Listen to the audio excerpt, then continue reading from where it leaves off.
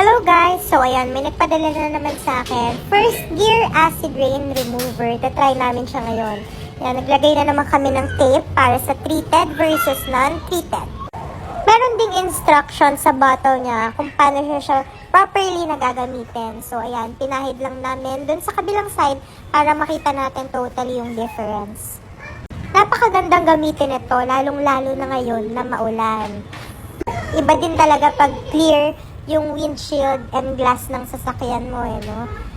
Yan, tinry namin sprayan ng water para makita nyo yung difference ng non-treated. Ayan, yan yung non-treated. Kahit punasan mo siya, andyan pa rin yung watermarks. Hindi talaga yan madaling matanggal. Kailangan mo ng proper and effective chemical para matanggal ang watermarks ng sasakyan. So, tinanggal na namin yung tape. So, ayan nga, sa left, very clear. Yan yung pinahiran natin ng first gear acid rain remover.